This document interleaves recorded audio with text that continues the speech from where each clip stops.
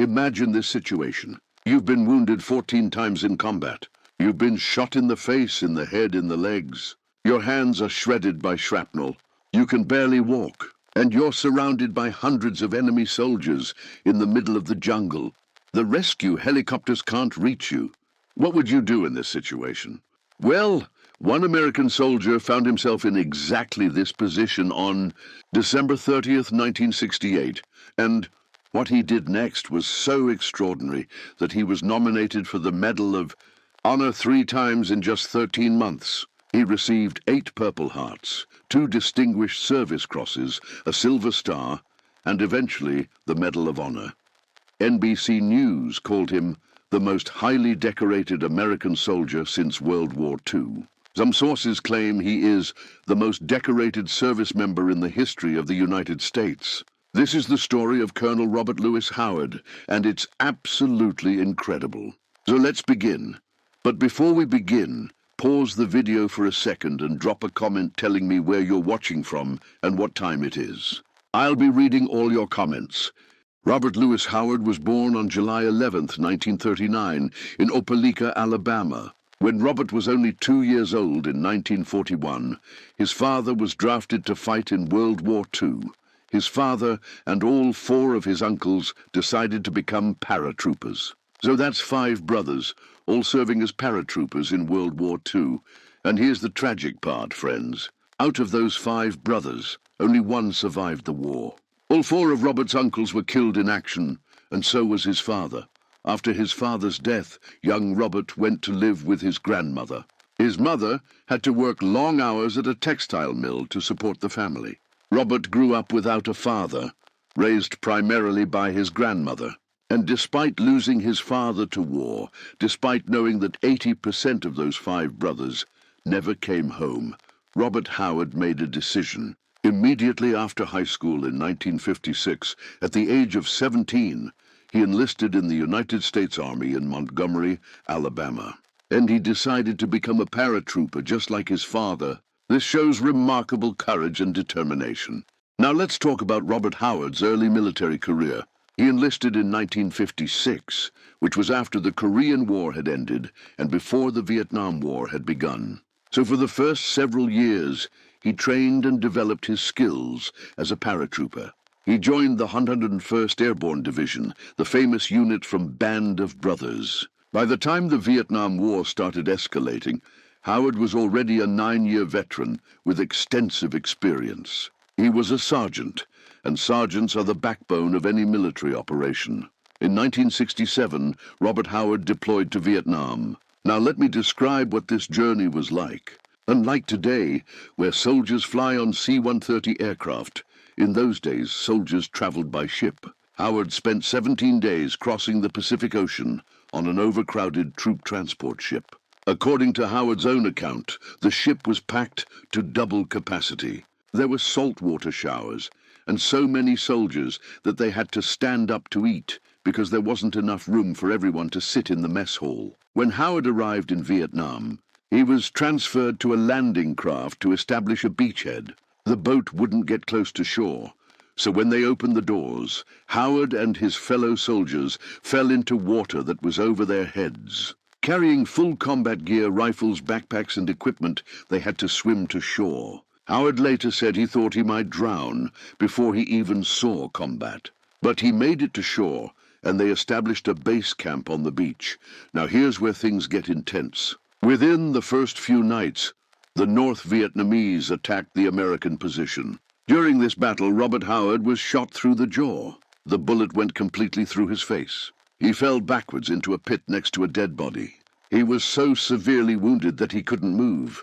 He lay there for 3 hours next to that dead body before someone found him and gave him medical attention. This was the first of 14 wounds Robert Howard would receive in Vietnam, and it left him with a very distinctive scar on his cheek for the rest of his life. While recovering in the hospital, Howard made another bold decision. He volunteered for the Special Forces. He wasn't satisfied with just being in the regular army. He wanted to be part of the elite.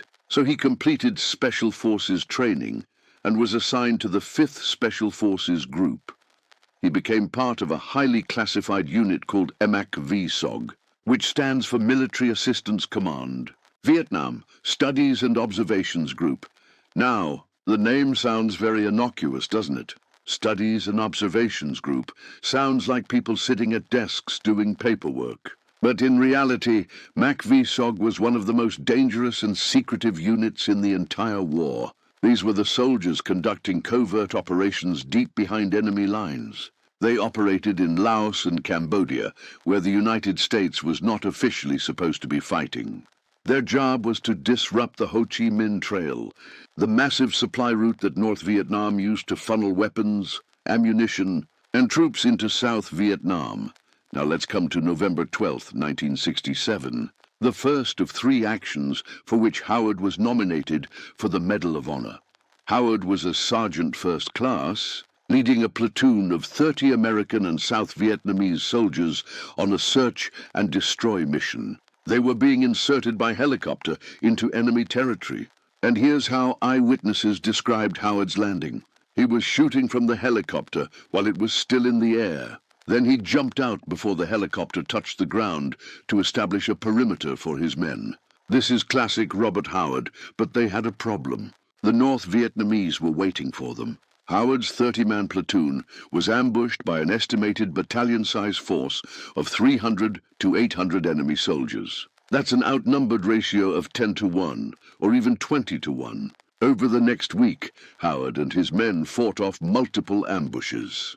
Howard was wounded multiple times, but he continued to fight, administer first aid to his wounded men, maneuver troops, and maintain morale. Finally, after a week of continuous combat, they reached a clearing where extraction helicopters were supposed to pick them up. An ambulance helicopter came in to evacuate the wounded, but as it was landing, it was hit by an RPG and crashed. Now here's what Robert Howard did. Despite being wounded multiple times himself, he sprinted 150 meters across an open field through heavy machine gun fire. He ran to the burning helicopter, pulled out the pilot and crew members before it exploded, and dragged them back to his position. Then he armed them with weapons and incorporated them into his defensive perimeter. When the second helicopter finally arrived, Howard refused to board until every single one of his men was safely on board. He was the first one in and the last one out. For these actions, Howard was nominated for the Medal of Honor. But here's the interesting political angle, friends. Because this operation likely took place in Cambodia, where the U.S. was not officially supposed to be operating, the Medal of Honor was downgraded to a Silver Star. The Silver Star is still the 3rd highest military decoration, but this political decision would repeat itself. Just 9 days later, on November 21, 1967, Howard was on another mission near the Laotian border. His patrol discovered a huge rice and ammunition cache surrounded by an enemy bunker complex. Howard led a small security team while the rest of the unit began destroying the supplies. His team encountered 4 North Vietnamese soldiers, and Howard killed them with rifle fire. Immediately, they came under heavy machine gun fire from a nearby bunker. Now listen to what happens next, friends. Howard crawled toward the machine gun position. While crawling, a North Vietnamese sniper fired at him. Howard killed the sniper. Then he charged the bunker and eliminated its occupants with rifle fire. A second machine gun position opened fire. Howard called in an airstrike against that bunker. While assessing the damage, enemy soldiers who survived the airstrike opened fire on him. Howard found himself pinned down directly outside the bunker with a machine gun barrel only 6 inches above his head. Think about that for a moment, friends. 6 inches above his head. Howard threw a hand grenade into the bunker, killing the gunners. Then he ran back, grabbed a light anti-tank weapon, stood up amid a hail of bullets, and completely destroyed the position. For this action, Howard was nominated for the Medal of Honor a second time. Once again, because it was in Laos, the award was downgraded, this time to the Distinguished Service Cross, the 2nd highest military decoration. Now we come to December 30th, 1968, the 3rd nomination and the action for which Howard finally received the Medal of Honor. Howard was second in command of a 40-man rescue mission. An American soldier named Private Robert Sheridan had gone missing during a previous operation. The mission was to find him and bring him home. As Howard's helicopter approached the landing zone, they came under heavy fire from all directions. They were being ambushed by an estimated force of 300 to 500 North Vietnamese soldiers. The helicopter was hit. As it was going down, Howard and Lieutenant Gerson were wounded by a landmine or explosive. The explosion destroyed Howard's weapon. It shredded his hands with shrapnel. It temporarily blinded him. When he regained consciousness, he couldn't walk. Now, friends, most people would stay down. But Robert Howard saw that his platoon leader, the lieutenant, had been seriously wounded and was exposed to enemy fire. Although unable to walk and without a weapon, Howard crawled through a hail of gunfire to reach the wounded officer. As he was administering first aid and removing the lieutenant's equipment, an enemy bullet struck one of the ammunition pouches on the lieutenant's belt. Several magazines of ammunition detonated. Howard was blown backwards. He momentarily took cover, but then realized he had to rejoin the platoon, which had been disorganized by the enemy attack. So despite his wounds, despite having no weapon, despite barely being able to move, Howard began dragging the seriously wounded officer toward the platoon area. Through his outstanding example of courage and bravery, Howard rallied the platoon into an organized defense. For the next 3.5 hours, Howard crawled from position to position. He administered first aid to the wounded. He gave encouragement to the defenders. He directed their fire on the encircling enemy. According to one account, at one point, Howard was confronted by a North Vietnamese soldier with a flamethrower. Unable to defend himself effectively, Howard pulled out a grenade and made eye contact with the enemy soldier. He pulled the pin on the grenade but held it. The enemy soldier, seeing that Howard was willing to blow them both up, backed away. Howard then threw the grenade at the retreating enemy. Howard's small force and supporting aircraft successfully repulsed enemy attacks for 3.5 hours. Finally, rescue helicopters were able to land. Howard personally supervised the loading of his men. He did not leave the landing zone until all of his men were safely aboard. By the end of the battle, of the 40 men who went on the mission, only 6 survived.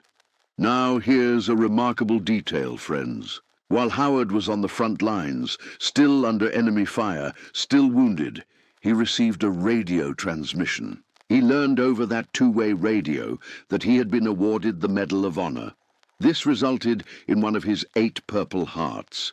Let me give you the complete statistics of Robert Howard's service. 5 tours in Vietnam, spanning 54 months of combat. Wounded 14 times, 8 Purple Hearts, Medal of Honor. 2 Distinguished Service Crosses, Silver Star, 4 Bronze Stars, 4 Legions of Merit, 3 Air Medals, Defense Superior Service Medal, numerous other decorations. On March 2, 1971, President Richard Nixon personally presented Robert Howard with the Medal of Honor at the White House. By this time, Howard had been promoted from Master Sergeant directly to First Lieutenant, an extremely rare field commission. After receiving the Medal of Honor, Howard continued his military career. In 1973, he graduated from Ranger School, becoming one of the only Medal of Honor recipients to complete Ranger training after receiving the award. He served as a Ranger Company commander and later as a Mountain Ranger training instructor. Howard earned 2 master's degrees during his military career. He graduated from the National War College in 1988. He retired from the United States Army in 1992 as a full colonel after 36 years of service. In 2014, Howard was posthumously awarded the Bull Simons Award by United States Special Operations Command for his lifetime achievements in special operations. In 2017, a building at Camp McCall was named Howard Hall in his honor. The Alabama Department of Veterans Affairs named its 4th state veterans home in Pell City, Alabama, after Robert Howard. Now let's talk about Howard's later life. After retirement, Howard lived in Texas. He spent much of his time working with veterans. He also took periodic trips to Iraq to visit active duty troops. On December 23, 2009, Robert Louis Howard died of pancreatic cancer at a hospital in Waco, Texas. He was 70 years old. He was survived by 4 children and 5 grandchildren. On February 22, 2010, Robert Howard was buried with full military honors at Arlington National Cemetery. So friends, what can we learn from Robert Howard's story? First, the power of perseverance and leadership. Howard was wounded 14 times, but he never quit. He never stopped leading his men, even when he couldn't walk, even when he couldn't see, even when he had no weapon. He continued to fight and inspire his troops. Second, the importance of selfless service. 3 times, Howard risked his life to save others. He was always the first one into danger and the last one to leave. Third, that true heroism often goes unrecognized due to politics. Howard should have received the Medal of Honor 3 times, but 2 of those nominations were downgraded because of the covert nature of the operations. This shows that many heroic actions in war remain classified and unknown. And finally, friends, Robert Howard's story reminds us that the cost of war is enormous. He was wounded 14 times. He lost most of his men on multiple occasions. He spent 5 years in combat. This took an immense physical and psychological toll. But despite everything, Howard continued to serve. He trained future generations of soldiers. He mentored veterans. He visited troops in Iraq even in his later years. This is the true meaning of dedication to duty. NBC News called Robert Howard the most highly decorated American soldier of the modern era.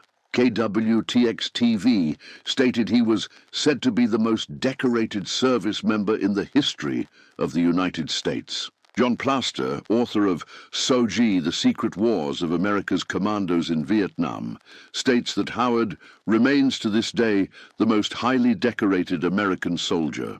This is the legacy of Colonel Robert Louis Howard, a man who exemplified courage, leadership, and sacrifice. Thank you for watching, friends. If you found this story interesting and educational, please like this video and subscribe to the channel for more such content. And don't forget to tell me in the comments, where are you watching from and what time is it? I'll see you in the next video.